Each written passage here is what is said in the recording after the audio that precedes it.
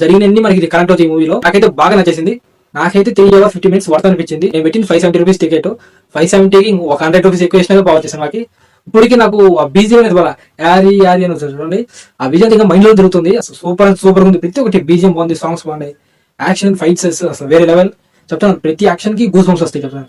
And part 1 చాలా super అనిపించింది. Part 1 theatre లో చూడడం మిస్ అయిపోయాను, కానీ పార్ట్ 2 థియేటర్ లో చూడడం గట్టిగా ఫిక్స్ అయ్యాను. సో ఒక ఎక్స్పెక్టేషన్ అయితే ఉండింది. ఆ ఎక్స్పెక్టేషన్ మించి సూపర్ ఉంది సినిమా. ఈ పార్ట్ 2 స్పెషల్ గా వాళ్ళు ట్విస్ట్లు, ఎమోషన్, ఒక స్టోరీ ఆల్రెడీ ఉంది పార్ట్ 1 లోనే.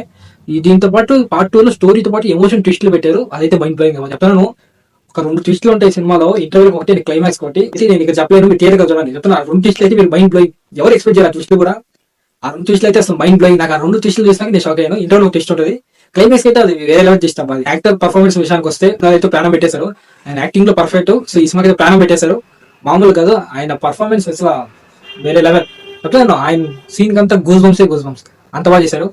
అండ్ ఇంకొకటి మెయిన్ క్యారెక్టర్. సో మన పార్ట్ 1 లో పార్ట్ 2 లో ఇంటెలిజెన్స్ డిపార్ట్మెంట్ మాధవ్ గారు, తమిళ యాక్టర్ అనుకుంటాను. ఆయన చేసే ఈ క్యారెక్టర్ వేరే లెవెల్ పర్ఫార్మెన్స్. ఆయన పర్ఫార్మెన్స్ స్పీక్స్. అండ్ ఆయన క్యారెక్టర్ చాలా ఇంపార్టెంట్ ఈ సినిమాకి. చాలా బాగా చేశారు ఆయన. ఇక్బాల్ అని ఒక క్యారెక్టర్ ఉంటుంది. సో పార్ట్ 1 లో కూడా సెకండ్ హాఫ్ లో వస్తాడు. సో ఈ సినిమా అయితే వేరే లెవెల్ పీక్స్. అసలు క్లైమాక్స్ ఫైట్ ఉంటుంది, అది మైండ్ బ్లోయింగ్. అంటే అది వేరే లెవెల్. ఇంకా చెప్పనవసరం లేదు, చూడాల్సిన సినిమా. ఎస్పెషల్లీ క్లైమాక్స్ అయితే మీరు సపరేట్ గా 500 ఇచ్చి పోవచ్చు. ఆ క్లైమాక్స్ కి అంత బాగుంటుంది. ఆ సినిమా వచ్చి చాలా రోజులు అయింది. అసలు ఒక సినిమా గురించి ఇంత మాట్లాడుకొని మనం చాలా రోజులు అయింది. This is the cinema will happen in future. పక్క చెప్తాను. ఇంకా నెక్స్ట్ 2 days లో ఈ సినిమా గురించి చాలా మంది మాట్లాడుకుంటారు. రికార్డ్స్ అన్ని బదలైపోతాయి.